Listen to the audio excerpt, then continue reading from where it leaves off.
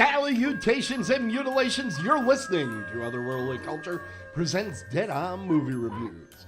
Tonight, we will present horror movie reviews and lively debate here on Otherworldlyculture.com and on future select Thursdays at 8 p.m. Eastern, 7 p.m. Central. You can join our live chat at that time by clicking on the live shows link on the Otherworldlyculture.com website. I'm your host, Tim Kretschmann, coming to you from the land of lakes and landfills, beautiful and smelly Muskego, Wisconsin. Dead On Movie Reviews is now one of our 3 rotating shows on Dead On Thursdays, alternating weeks. You will see Dead on the Bases, our horror sports mashup, or now streaming, or this program. So it's my honor now to introduce to you the Faculty of Fear. There it goes. All right, everybody. We're going to start with our panelist, Suzy MacIntyre. She's alternately known as a Snowflake or Ice Princess.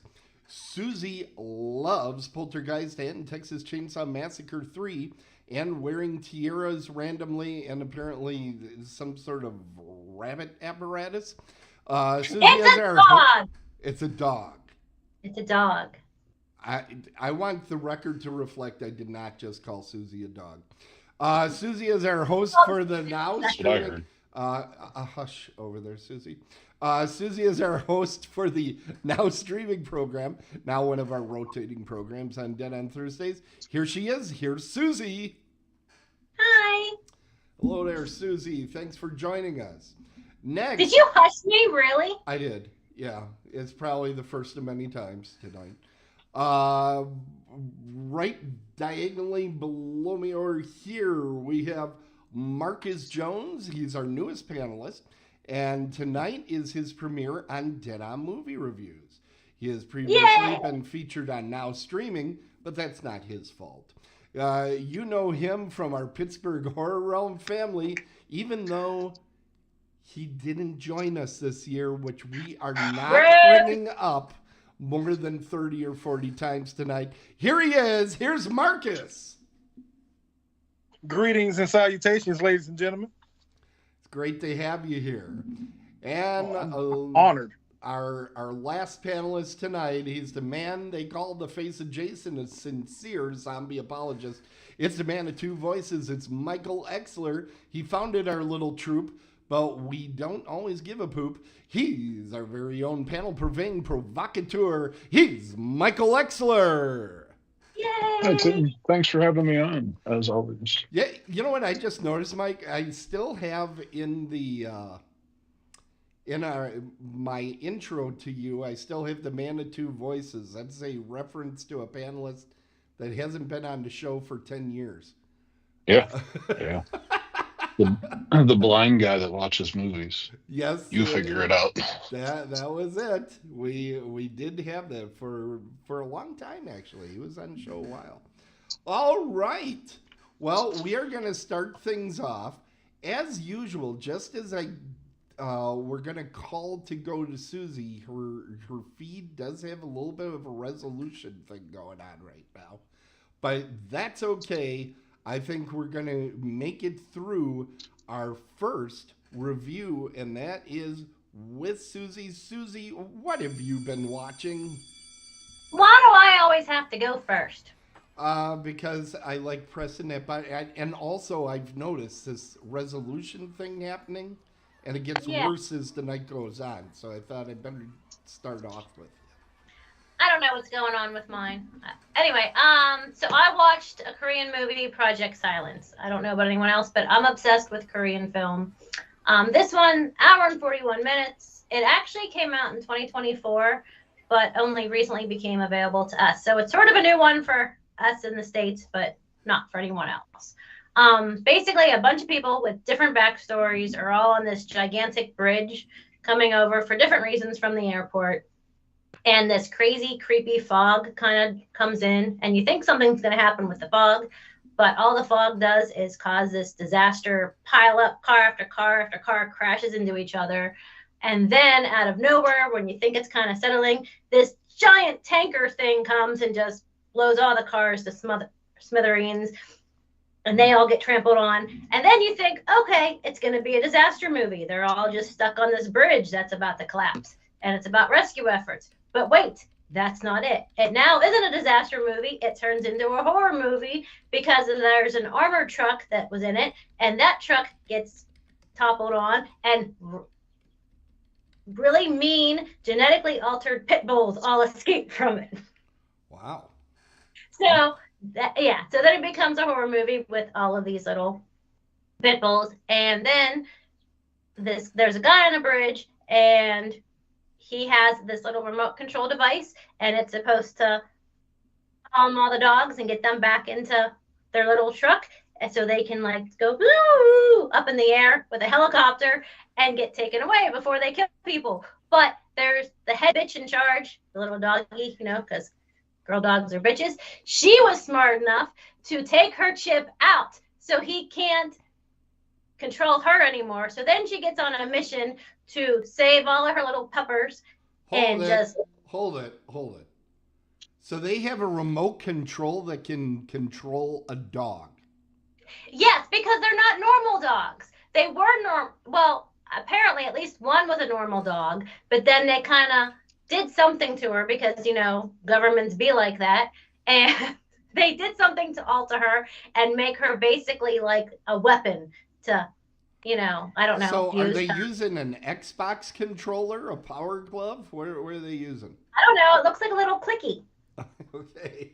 And she has a chip in her, but then they cloned her. So it's her and all these other little puppers that basically were cloned from her. So she's like the mama dog. Okay. And then so she somehow, they don't show me how, or if they did, I missed it. So she takes her chip out. And so she just goes on this ravenous whatever to save all of her puppies from being controlled. And she basically just tears apart anyone on the bridge that gets in her way. I'm gonna play. So this movie that starts with a fog rolling over a bridge turns into Killer Dog movie. On a bridge with fog. Yes. So it's a fog and Cujo. Yes, exactly. But no, because Cujo had rabies. And this is just a dog that is like done taking people's shit. What about the never talked about Man's Best Friend film where the dog was like a robot?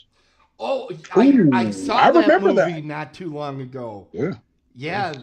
I think it's far superior to Cujo. You can hate me all you like. But I don't know what one that was.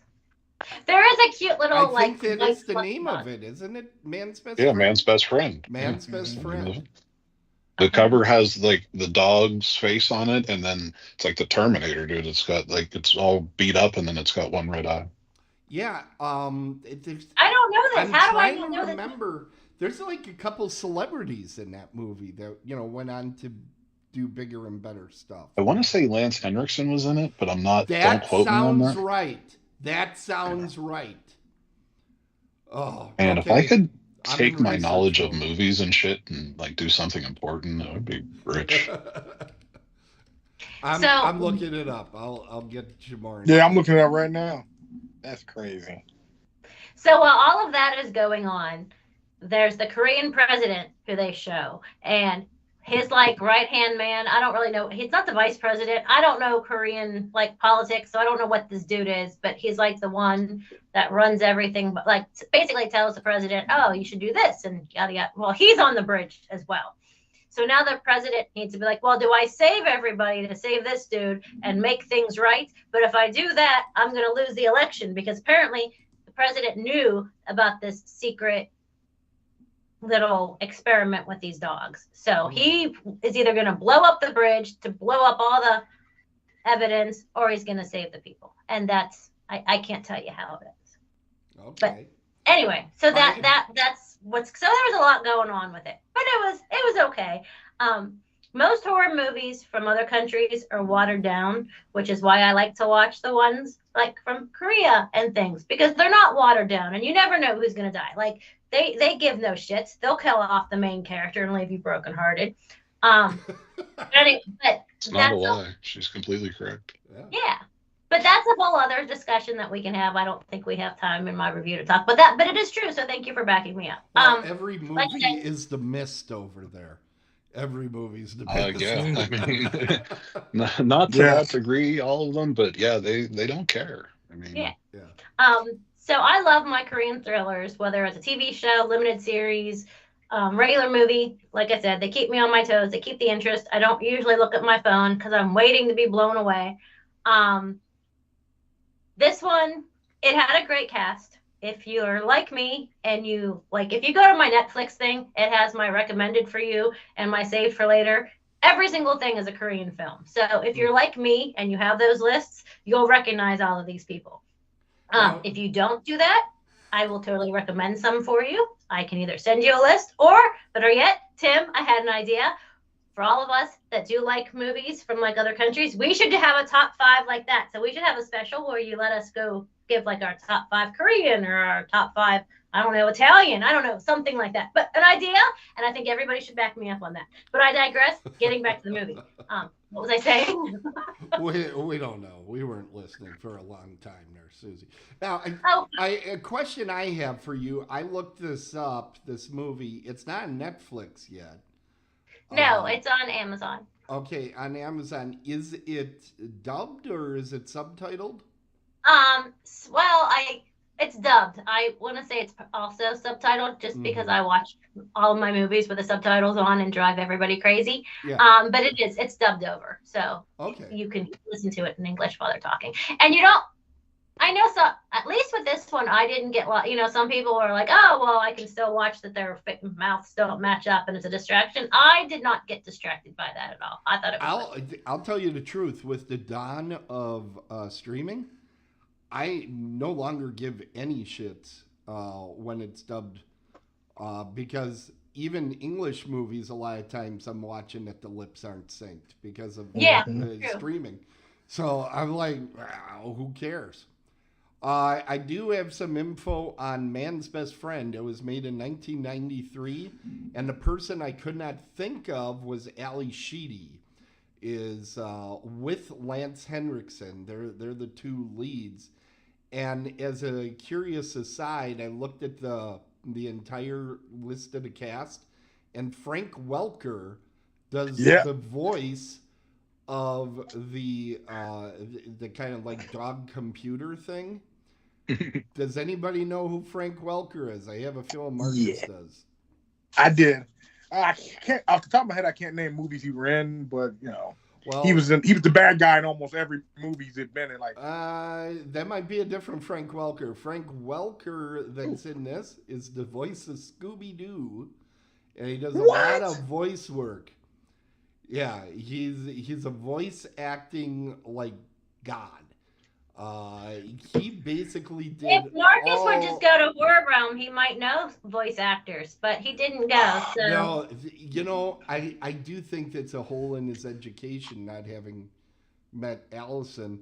Luckily, we'll be putting out that panel interview in the very near future, featuring our own Michael Exler. Being the grand. He was very nice. I liked her. She was very open. You didn't have the feeling, like sometimes you do these and it's kind of like, oh, they're hiding a bunch of stuff. I wonder what they're not saying. Seemed to just let it out there. Yeah, sidebar, I thought all the panels that I did at Horror Realm, I thought everybody was genuine, and I have a pretty good feel for when they're being genuine and when they're not. So, I thought that was a nice run. Yeah, a lot of them got pretty... Plus, you asked very good questions. Yeah. Marcus, hush, you weren't even there. Yeah, Marcus, you can't talk about his panels. No, his panels. No, he is talking about Horror Realm 2025, and you weren't there. Yeah, so I was in New Orleans. We all noticed. Oh, at least you finally said it right. It's Nolans. Okay, hey, Susie, you want to grade this thing? You want to grade this movie that stole the Jaws? No, I'm not done yet. You guys talk. Okay, sorry. Go ahead. I was only like halfway through. I have a lot more. Well, you better speed it up there, sister. Well, listen. So as far as the characters, though, the main character was Lee Sun-kyun. I tried so hard to say his name so many times, so I think I'm really. But anyway, he's the main character. He starred in Parasite, and he also was in last year's creepy as hell movie called Sleep.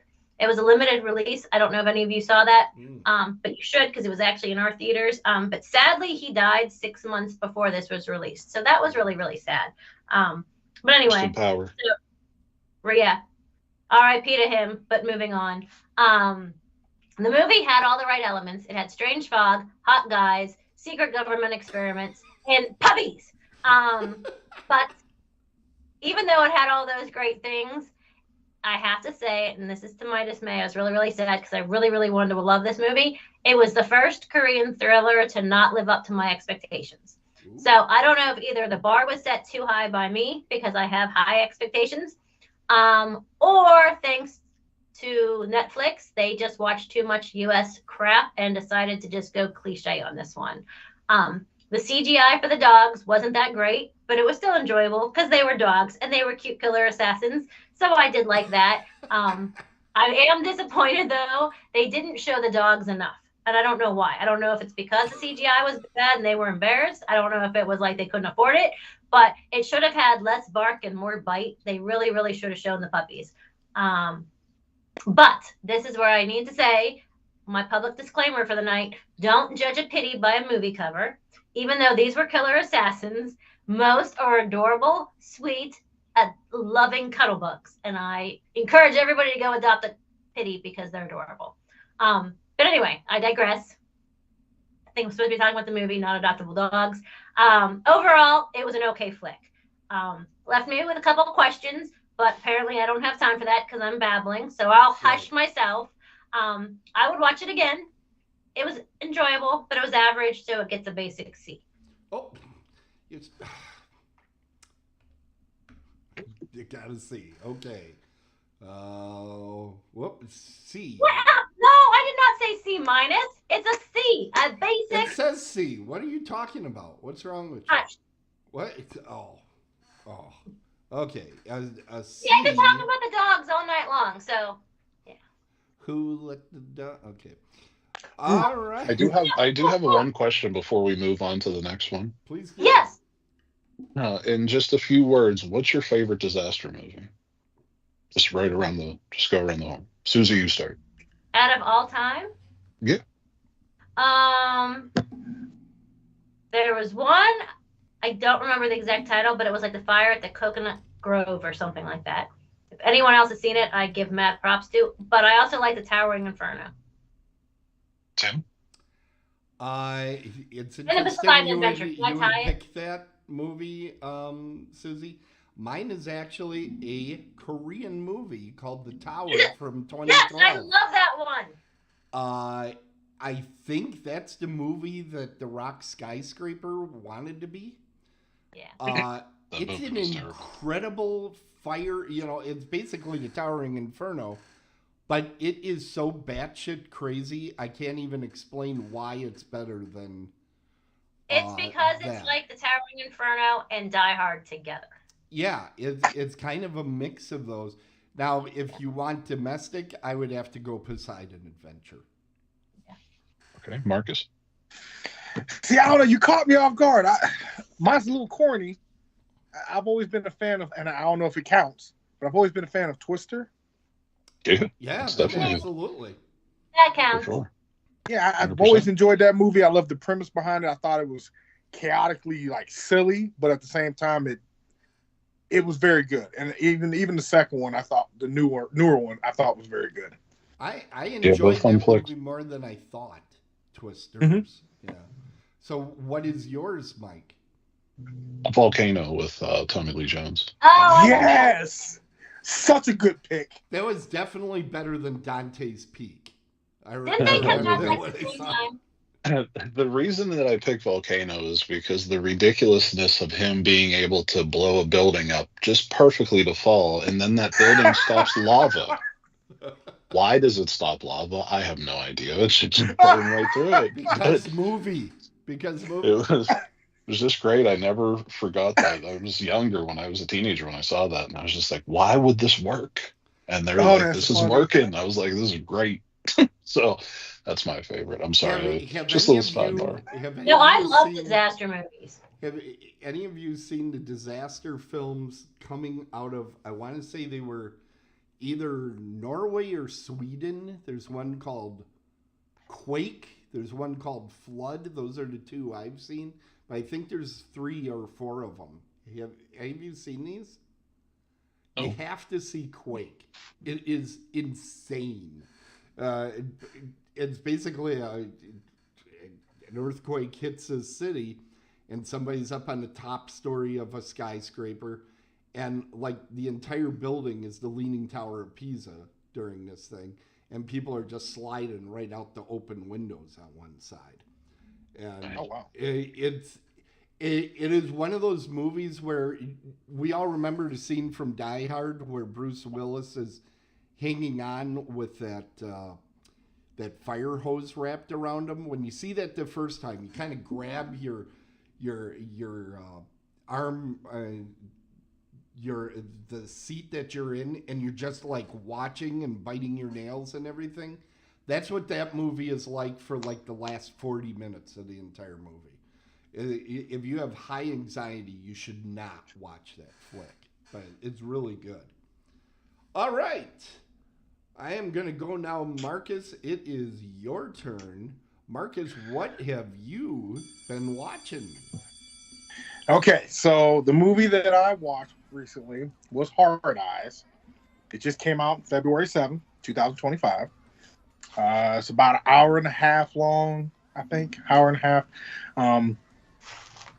So I'm gonna open up by saying, like, my love for movies is on the level of you do what you're supposed to do. If you're an action movie, have action. Good action, sometimes creative action. Horror movies be scary. Comedies, funny, right? Right. So with this premise, I think that they tried really hard to rip off multiple things in this movie. Okay. There's a little bit of Scream tells in it. The Valentine movie came out in, like, I think, the early 2000s. Yeah. And Jeepers Creepers, in my opinion. At least Wow. the first half Okay. had like a little bit of Jeepers Creepers in it. The movie kicks off where this couple is like at a vineyard, and they're, I'm assuming, staging their own proposal. Because, you know, there's a cameraman hitting off in the back, and music is playing, and at one point they mess up, so they got to retry again. And the guy calls the photographer. I'm sorry, the photographer calls the guy and said, "Hey, you know, I didn't get the shot. You got to try it again." And all of a sudden, before he can say anything else, the photographer dies. While the guy's proposing again, the girl turns around. The guy dies, and it has this stealth kind of like tactical kill behind it, where the killer uses like a crossbow, like a miniature crossbow, and the arrows are actually kind of unique where they can expand the way he wants them to. He has other gadgets like a throwing knives and a machete, and to me, that's the part that gave off the Jeepers Creepers vibe, like a masked man, well, not necessarily masked, but an entity with like equipment that he's trained to use, and he's used it all the time. So the movie finishes with that part. It cuts to the town news talking about how there's the Hard Eyes killer. They call him HEK, and every year around Valentine's he goes on a killing spree. And if you're a couple, you know, he kills you and stuff like that. And he's been all over certain towns, so it's not like just one central town like a Halloween. It's more of a wherever he goes, he does things. So the premise I thought was very good, as far as in it's a slasher. It don't have to be super great. Right. It just has to have a rhythm to it, correct? Right. So they cut to the main character, who is I forgot her name. Hold on. Allie. And so Allie, the main actress, the main character, she works for this company, and in this company she has to do advertisement, and she does the advertisements for Valentine's Day. Well, you know, she's a little dark with her advertising, and it's not very favorable and dark. So she thinks she's going to lose her job. Well, they hired a guy to come and help. And this played by Mason Gooding, Scream. So he's there and he's very sweet and he's very helpful and but she thinks he's trying to take her job. And so he says, hey, let's meet because I'm only here for one night. Let's meet. We'll just have over dinner and we'll go over plans and ideas for your advertisement. That way we can keep this moving. Well, she eventually agrees. So they go to the dinner and he's late. And so when she's getting ready to leave, he shows up and they're talking and stuff. So they go outside. They run into her ex-boyfriend. So out of fear, she kisses him. Keep that part in mind. What you do. So she kisses the dude to kind of like make her ex-boyfriend jealous, whatever. So after that, they get in the cab and they go back to her place. Well, as soon as they go to her place, he goes to her. He cuts his hand trying to break her into her house or her apartment because she lost her key. So he cut his hand. So she's like, "Well, I'll help you." So they go in her room and he sits on her bed. And right when she's about to help him, she's like, "Well, let me take off my jacket and stuff." They open up the closet and the killer's in there, and all shit breaks loose. Now at this point, we're 40 minutes in. We're 40 minutes in, and other than the killings at the beginning, we're here now. So they go on this frantic chase where he's swinging at them, missing. Mason Gooding's character, Jay, he's trying to fight back, but he's not really the fighting type. So he's just more or less like Scooby doing it, tripping and dodging and throwing stuff up, whatever. And as they're running back to the cab that brought them there, Hard Eyes uses his arrows to kill the guy and everything. And it just proceeds to be a chase throughout the whole mid section of the movie. It's him chasing them. He knocks out Mason Gooding's character chasing Allie. It leads to a carnival. Now this scene I thought was pretty cool where she's hiding on this merry-go-round and she's behind a wall and the killer's coming and she hears a swing. So she peeks her head out around the edge and you see him facing the other way on the swinging. And then she leans back. And I think everybody who watches horror movies, when you see that part, you're like, no, keep your eyes on him. Don't you take your eyes off of him. And so she leans back. And then when she leans back out to look again, he's gone. And all of a sudden the merry-go-round starts up and he cranks it up high. Right. And there becomes a very nice kind of like fight cinematic on the merry-go-round where he's trying to hit her, and it's actually very fast paced for the way it was shot. Okay. The merry-go-round scene was stupid. Why? Come on, don't be like that. Yeah. It was stupid because why did she have such easy access to a merry-go-round that she could just be started and stopped? That, like, I'm sorry, it should be locked. I mean, how many horror movies where we see people trip, which she does, and you're like, how the hell you trip on grass?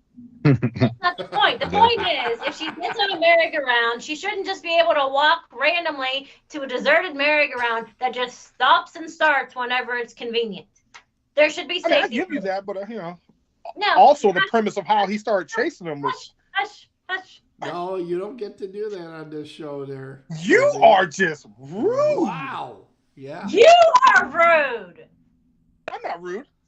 Yes, you are. Keep in mind, she did not complain about Hard Eyes using the stalker magical transport ability that they all seem to have, where they can zap themselves. He was in a swing. They're all Nightcrawler, right? They're all Nightcrawler from the X. Hey, listen, I love Nightcrawler. Don't get me started on that. We can do that.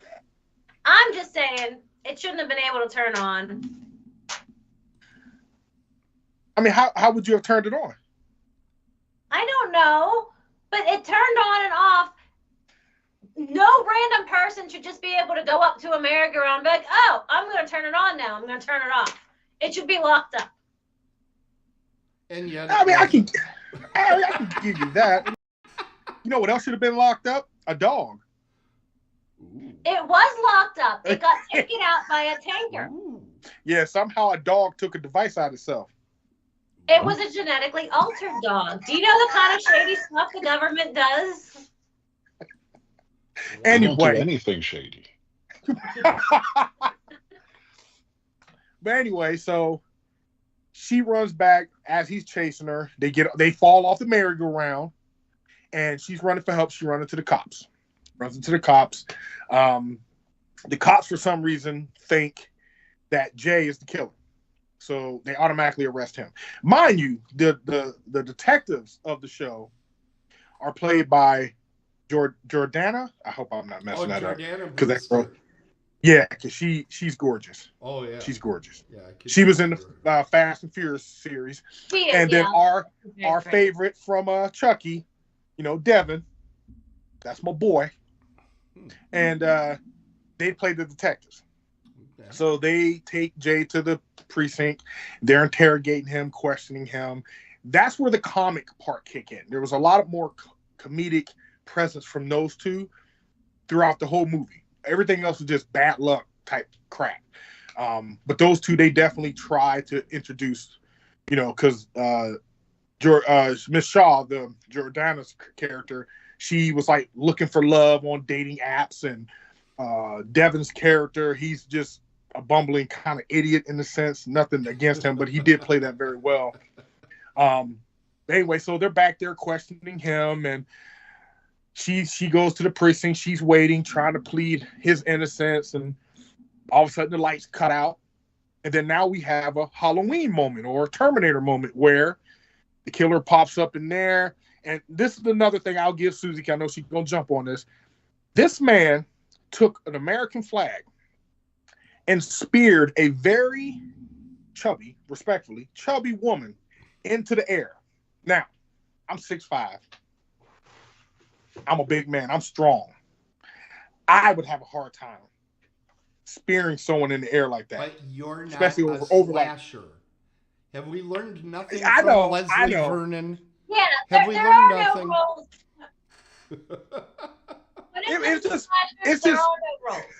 it's just one of those things when you see it, you're in the theater like this. Oh, come on, really? Like, how did you do that? Now, was this supposed to just be a regular dude? Oh, listen, if you want me to spoil it at the end of this, I'll spoil it. Exhibit, no. You watched it. I know, so I don't want it spoiled for other people. I enjoyed this one. Yeah, this one's kind of new, so it is new, but we'll talk about it later, y'all. We'll talk later. But anyway, so the killer ended up chasing them there, and he's looking for them, and the man got lit up heart eyes as seen in the picture right now. And I thought that was like over the top expensive. Like, come on, now, that's some Batman, where you get that money from type stuff. Mm-hmm. He ended up killing some people there. We can't go into details about that. He chases them to a drive-in theater. Okay. Very funny scene in drive-in theater where they're hiding, and they hide in a van, and there's some people doing some things in that van at the same time that these two main characters are having a heart-to-heart type of moment. Eventually, they end up getting caught by the killer, running again. Anyway, so it segues to them dealing with the killer. They think everything's good. They both go their separate ways. She has a moment where she's like, damn, I really like him. I always screw things up. I need to fix this. And then right at that moment, another climax kind of hit where she gets a phone call on some Scream type stuff. And she has to go to a church to help him. And that's where I'll stop as far as in telling more about the movie.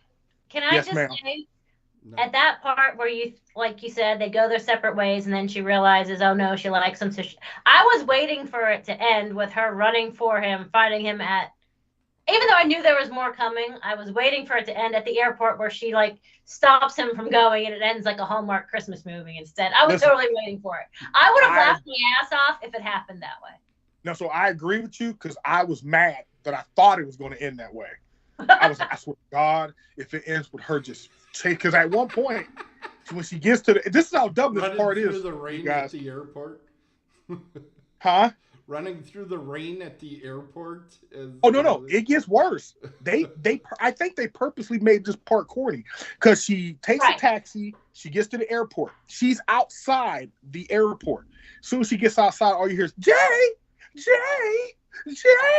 and she's taking off. I'm thinking, if he's getting on a plane, why is he standing outside? What?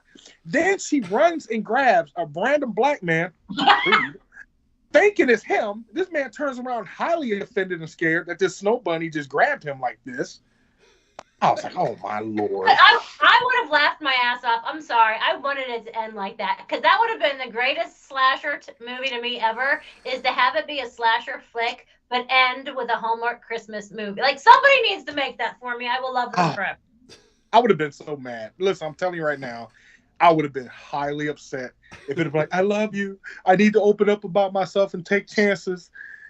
Let's go off and be lovers together. And it'd be like, scene. I'd have been like, man. Yeah, what if they did that, but then they were killed while they were getting it on? Would that have made you happy?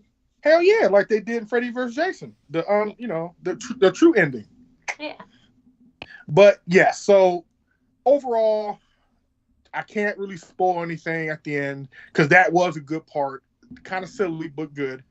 They end up doing what they have to do and moving on. But I'm indifferent about the movie. I think they tried too hard to be Scream. I think they tried too hard to mimic the characteristics and the pacing of like a Scream movie. Because like if you watch Scream 2 and then you watch this, it paces at the same level of the comedy, the humor, the interactions, and all of a sudden I know where it goes. Excuse me? That's what I liked about it. See, remember at the beginning I said I like a movie. If a movie's going to be scary, be scary, so on and so forth. I just feel that if you're going to take that premise, be a little wonky with it, be a little eccentric or over the top. You're allowed to if you're going to mimic something, in my opinion. And I just think they tried to be serious, like almost like, hey, we could always make another one later. But at the same time, it was a one and done, in my opinion. And I think they tried too hard to mimic what they thought was good from previous types.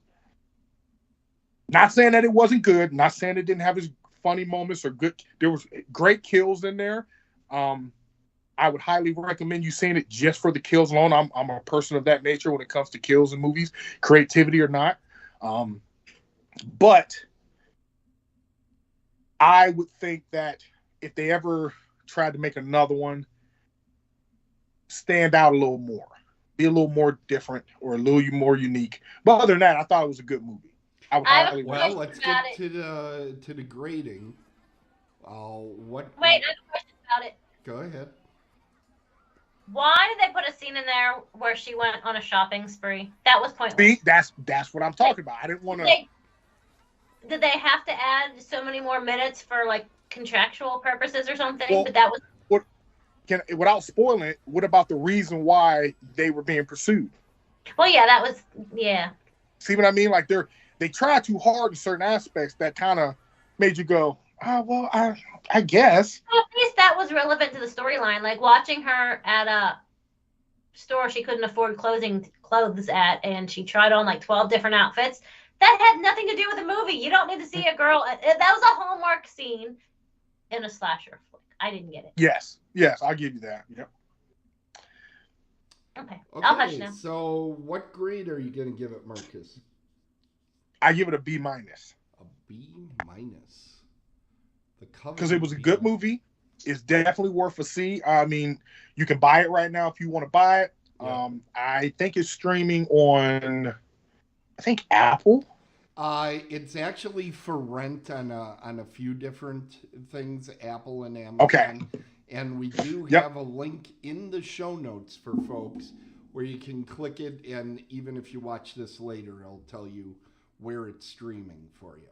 But right now, it's still available for rental. Personally, I don't know who released this movie. It can't be Universal because it'd be on Peacock by now. But depending on who released it, I have a suspicion. Sony Pictures. Is it Sony? Yes, sir. Where would they put that? That could end up even. I bet you that's going to I know sit it's on Amazon for a while. I bet It's you on that's Amazon, and like if you have Xfinity, or you can run it through your cable company as well, and all that. Yeah, I have a feeling that it's going to be joining one of the standard tiers fairly soon because it's kind of getting toward the end of its run, even for video purchase. But, Apparently, Fandango at Home has it as well. Yep. I didn't know Fandango at Home has a lot of stuff. If you can find Wow. in a movie theater somewhere in the country, it's on Fandango at Home. So, all right. Well, thanks a lot, Marcus. Good job. Anytime. And next, I know we're all excited about this. We are going to Mike. And Mike, what have you been watching? I decided to watch 1984's Rats, Night of Terror. This is a Severin Films release. Severin's been a vendor at Horror Realm for many, many years. They're a good supporter of the show, and they've also been involved in the film room as well. This film actually showed in the film room this year. And I will say, Friday, I was there, and they had a literal stack of them at the table of the film. So, and they also had the book adaptation. They had a nice stack of those as well. So I was like, they have plenty of the movies. I'll come back and get it. So I went back Sunday, and then after the guy said after the film had screened, they sold out of every copy. Wow. So it was pretty crazy to see that response from it just showing, and then they sold out of everything. So the synopsis of the film is, in a post-apocalyptic Earth where most of humanity lives underground, a group of surface people stumble upon an abandoned lab that was trying to bring life back to Earth's surface, but the place is overrun by vicious rats. This film stars a bunch of Italian people that are all probably dead now. One note is Greta from the film Demons, the 1980s classic Demons. She is in this film. Okay. So it was nice to see her. Some fun facts. The abandoned city sets featured heavily in the film were the New York City exteriors for Once Upon a Time in America, and it was a film in 1984 with James Woods and Robert De Niro. And they used it because at this point they had fallen under disrepair, so it seemed made sense to use those. The budget was so low that prop men kept rats that had died during filming and threw them at the actors As one for does. scenes. Yes, That this was, sounds I guess, highly sanitary. I think this was before the animal rights made them put that, saying at the thing. Well, this was also done in Italy, so I don't know if they have those rules there. Yeah, 84, I think that was already rolling. There were already that little disclaimer, but Italy is a different story. Because I think Once Upon a Time in America, if I remember right, that was made by Michael Cimino, right? Or No idea. who was it? I'll be looking that up. Okay, keep going. Okay. Yeah. So this film, if you're looking for Citizen Kane, this film is not it. So just if you get that out of your head, I think you might have a chance with this film. My tagline for the film is they did what they could with what they had. You could tell that there was zero budget, $0, and just kind of like guerrilla filmmaking. This film had the most awkward sex scene perhaps I've ever seen. Wow. I don't like it. I didn't like it when I was watching it, and I'm just moving on because it was horrible. In my notes, the gore has been good so far. There was a lot of corpses and rats supposedly trying to eat the corpses, but they were more like just sitting on the corpses. But the corpses looked really good. Oh, I there found are- a mistake. It was Sergio Leone, the same guy that made The Good, the Bad, and the Ugly, did Once Upon a Time in America. So that would explain Italian and all that. Okay. Yeah, the sets were in Italy as well. Yeah. Okay. That makes sense. There are boobs in the film, so that is good, and not in that awful sex scene either. So they're decent boobs. Human or rat-based boobs?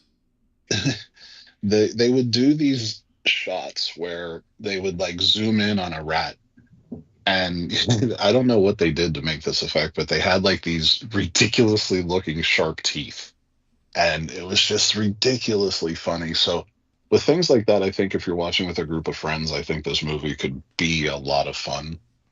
One thing I do want to mention, I don't want to spoil anything for this movie because I do think this is one people should check out because, I mean, again, it's not Citizen Kane. It's not supposed to be. It's just schlock. It's fun, that type of deal. The one thing that I will say is they do use a lot of the same footage of the rats over and over again. So there's on the cover of the DVD, there's a quote by somebody that says, "Imagine Night of the Living Dead, but with swarms of rats instead." Swarms is a little bit of a overstatement, I would say. If they had more than 40 rats, I would be surprised. And then the scenes where they were supposed to be swarms and, you were supposed to be scared of them, I kept looking throughout the crowd of rats, and they were basically like just manicuring themselves, hanging out, just chilling. One was like laying down. So it did not invoke. Menacing? No, there was no fear, menacing. Like if you saw that on the floor, and you were in a warehouse or something, you would just walk past it and go about your day. And it just was funny because they kept showing that repeatedly, and it's the same one, like putting his paws on his nose and cleaning his face. Like that's not scary. They were like little mice instead of mean little rats. Just like if you would look at mice in a whatever hanging out, that's what they were doing. And it was hilarious that they just kept beating that same image in your head, and you're like, well, this isn't scary at all. I'm trying to remember in Willard, the first version with Bruce Davison. That was real rat. It's called Ben.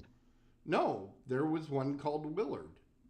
Yeah, that was great. Ben. And then they remade it with Crispin Glover many years earlier. But there was Willard, and the sequel was Ben. I admit I never saw Ben, but I remember seeing Willard, and I'm trying to think. They somehow made those rats seem frightening when they were taking on Ernest Borgnine. But and there were hordes of them, weren't there? There was a lot of them, like an entire backyard filled with them. Because at one point he decides to kill them all.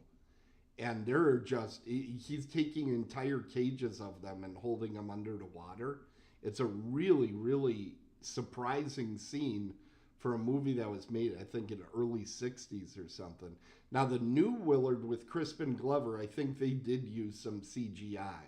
So that wouldn't apply to what you're talking about here. There must be ways to make rats look more frightening. This film didn't do that at all. They didn't even try.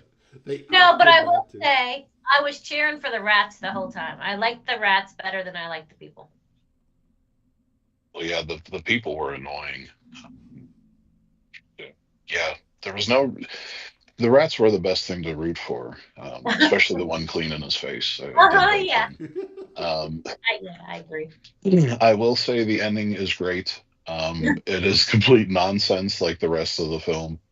But it was great. It was. If it ended another way, I think I would have been really mad. This ended perfectly the way this film should have ended. And with that, I'm ready to grade. Oh, okay. All right. What are you grading this one, Mike? Like I said, I think they did well with what they had. It's a fun film if you want to watch this with friends, even if you want to watch it and just kind of laugh to yourself, because there is some comedy aspects to the film I didn't really talk about. They do throw some comedy in it, but I give this a strong B. Oh, okay. So and you can go to severinfilms.com, and they have films for sale. It's the only place you can get it. Severin Films released it. So check that out. And they have a whole catalog of schlock films that are amazing. And, yeah. Yeah, and I don't know if you noticed, Mike, but I found a little Severin logo and put that in the corner for everybody. Yeah. So you'll know you're at the right website, though it's pretty prominent on that website. It's not too difficult to find. But I did not see it linked in Just Watch. So not sure why they don't link that there. Probably because it is a Blu-ray. Now it's 4K, right? Can I play that with my usual Blu-ray player? The 4K? No, well, what they do is this set is a 3-disc set. So you have the first set is your Blu-ray. Okay. Your next one is your. No, I'm sorry. This is only 4K. Okay. Yeah, this is only 4K, and then you have a compact disc of the soundtrack. Okay. So I'm gonna have. So your regular Blu-ray will not play it. Yeah, I think they call it ultra high definition or something like that. UHD. Yeah, 4K Ultra HD. Okay, yeah. So make sure you have the right player for that as well. So that's for sure. I have a PlayStation 5, and that's what I use for 4K Ultra HD. So that's cool. If you have one of those, you're golden. All right, sounds good. Thanks, Mike. Now I know I need to see this movie. It's been kind of sitting on my list. I gotta go out and grab it now. Sounds good. All right. It's great fun. I agree with him 100%. All right. Well, we are now. I am pulling up the rear here. I was waiting for a comment on that one. I watched the movie The Shed. The Shed was made in 2019. It's not old enough to show its age, but it's old enough to show its budget. It was very inexpensively made. I do think the pacing was pretty good. It seemed to get going fairly decent. It starts with Frank Whaley is walking in a forest. He's assaulted by a vampire, and he makes his way into his neighbor's storage shed where he's trapped by the sunlight. And basically anything that walks into the shed doesn't come out. It's like a roach motel out there. When the homeowner's son, Stan, finds out, the vampire starts to reset his sights on him. Now they do have, along with Frank Whaley, who I think only is in that opening scene, it does have Timothy Bottoms in there as the protagonist, Stan's drunken, never-do-well type father, but he's in there fairly briefly, so he doesn't really raise the ante on the movie. One thing I like to do so that I set I heard a lot of good things about this movie, but I'm like, okay, let's go in there with the proper expectations. I checked IMDb, and the first actor without a picture of their face was in 8th position. That's not a good sign. And it was somebody that actually had a name. It wasn't like drunken neighbor or woman standing on street. That's not a good sign when one of your main actors doesn't even have a picture on IMDb. So I'm like, okay, let's give this. This is not going to be great. So I gave it a little bit of patience. I'm kind of glad I did. It did give off vibes of Fright Night for me, but it has some major differences. Number one is this lead character, Stan, played by J.J. Warren. He's totally unlikable. The actor has zero charisma. The character is kind of like a juvenile delinquent, but you don't even know why he kept going to juvie halls. So you're like, well, this kid could be just a troubled youth, or he could be a serial rapist. We really don't know. I think they need to tell you that, he was just having trouble dealing with his parents' death, which is what they kind of lead you to believe. But they don't tell you, and it's like, well, I don't know. This guy could be a complete sleazeball. So I didn't like him. Then his best friend is no evil Ed. He's just kind of a jerk. And his girlfriend doesn't seem to have any self-esteem she's really kind of vanilla. So they're pretty undeveloped characters, and both of them have major jerk vibes. She wasn't vanilla. She was kind of a hoe. Well, yes, she was a hoe, but that's pretty well okay. Tell me one other thing about her character. There really wasn't any, you know. Are there boobs in this? No, there weren't any. It's terrible. Yeah. The whole movie was awful. The vampire was completely the feral type of vampire where he's just a monster and that sort of thing. Well, that isn't charming or interesting like you get in Fright Night. This movie could have been made without the vampire angle and just made the character in the shed be a bear, and you'd have pretty well the same movie. The effects are pretty cheap. It's not too exciting. I will say the closing 15 minutes, they bring up the activity level quite a bit. As the vampire, it's nighttime finally, and the vampire makes its move on the leads. But by that time, a lot of the people that they've established in the movie, like the school bully and all that, they've already died. So there's not many people left for the big breach on the home. So it really doesn't feel like, you're kind of like, okay, and if the vampire wins, I'm not sure I care because all these guys are horrible. It's not a terrible film. It's not a terrible film, but it sure isn't Suzy a said good it was. one. What? I'm sorry? Suzy said it was terrible.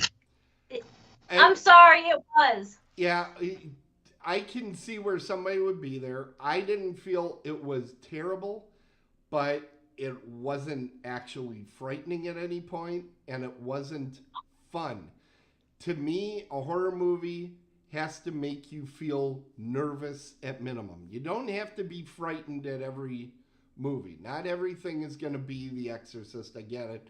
But if you're not going to be frightening, then at least be fun.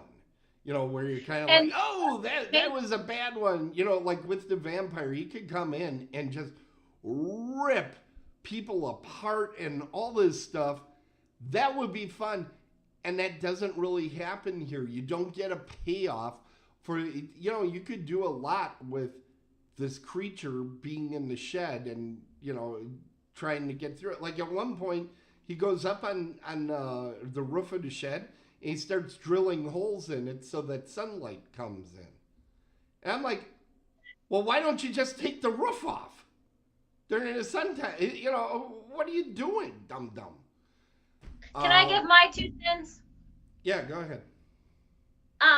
The reason why I hated it, though, but you nailed it. Like a scary movie or a horror movie, whatever. It should either be fun or anxiety-ridden or something. Right. This wasn't. This was sad. This actually was an anti-bullying movie. Like the main point of it that they were trying to get was about the effects that that bullying has on people. So it really made you sad and depressed. It didn't make you scared or cheering for the bad guy or cheering for the good. Like everyone in this movie was awful, and it really was showing the effects that true bullying has on someone. I don't want to see that when I watch a horror movie. Like, yes, being bullied is not a nice thing. People that bully should probably go get their asses beat or whatever. But I don't want to see that in a scary movie. I want to be scared or laughy scared or I felt terrified. the same way about the Babadook. Yeah. I'm about to say, yeah. This is a depressing flick. I couldn't even get through this movie because it was so depressing, and I don't want that when I want my scary things. Fine. Yeah, I didn't finish it either. Depressing movie comes, not when it's supposed to be blood and gore and whatever. Yeah, this was sad, and I couldn't get through it because I don't like. I am befuddled as to how this movie got all that all that positive energy about it. You know, it's depressing. Now, I do see that our friends from Darkside Collectibles are in the chat right now and brought up Let the Right One In. And I've seen both versions, the original and the American redo of it. That's a movie that's also, with vampires, very depressing, but for some reason that movie works. And I think it's because you're actually scared. You're actually frightened. This movie, I didn't feel any real fear. I didn't feel that it built toward real, actual fear. So then when you can't build to the fear, then you really ought to be a fun horror movie. Because you can have the fun horror movies. Like the original Fright Night, I don't think it's frightening, but I think it's an awful lot of fun. It's a lot of fun. I agree with that. You know, it's great entertainment. This movie, not so much. So I'm going to go to the grading because we're getting kind of late here, and I'm going to go with a D+. This is certainly not the worst flick I've inflicted on myself for this show, but it's not a great one. It's not a great one. And as Suzy said, it kind of makes you a little bit sad to an extent. So that's... Sounds fun. It really is not. If I left you with that impression, I apologize. I should not have, because it really isn't a lot of fun. So to clarify, if you watch this, you need to balance it out by watching Rats, because that is good fun. And then the Valentine's Day one. So then you're really fun. All right. Hey, we're going to get to the promos here. There we go. And we're going to start with our friends over at Horror Realm. Believe it or not, okay, that didn't come out right. But they're already getting ready for next year's, and we're going to have more information on that in the near future. One thing I want to tell you about, though, is that we do have the Robert Russler Hawkeye Killers Award ceremony is out there. That is not the full Robert Russler interview. I'm still working on putting that one together into a video, but we did put out, and it is live on YouTube right now, the Robert Russler Hawkeye Killers Award ceremony is out there. Yay! Coming on Saturday at 4 p.m. And these will be out on our socials telling you when these premiere. We will be premiering the Thanksgiving panel, which Jeff Miller talked to Karen Cleesh and Alex Armbruster. And then we have Mike's interview with Nick Namath coming on Wednesday, April 2nd at 9 a.m. Central. That'll be going out live. We will give you a link so you can be on YouTube and watch it the exact moment it opens up. If you get some friends together, you can even join in a YouTube chat at that time. So it's going to be a lot of fun with that. Also want to get over to our other things that are going on. I have too many buttons to push. Here we go.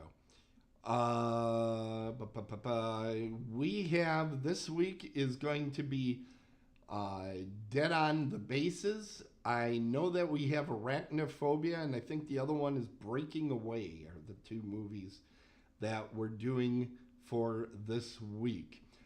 Since he is in the chat, I do want to mention our friends over at Darkside Collectibles. You can check them out at darksidecollectibles.net. Does anybody else have something they want to talk about promo-wise before we move on to the end of the show? I do not. Nope. No, sir. All righty then. Well, I want to thank everybody for tuning in tonight. It was a great program, I thought.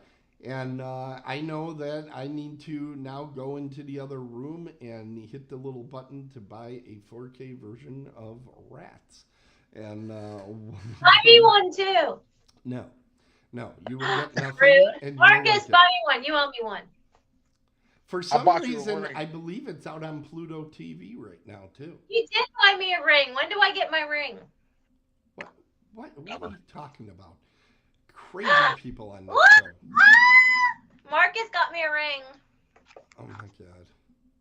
It's just feeding the ego over there. Hey, everybody, please remember to rate us, like us, and follow us on any of the podcast applications or on Twitch and YouTube. It helps us find new viewers so we can keep doing our programming here on Otherworldly Culture. And a shout out to those folks that still listen with their ears to the show. We still have all of our podcast feeds going as well. Thanks, everybody. And remember, when you aim at horror, make sure you are dead on. See you next time. Otherworldlyculture.com.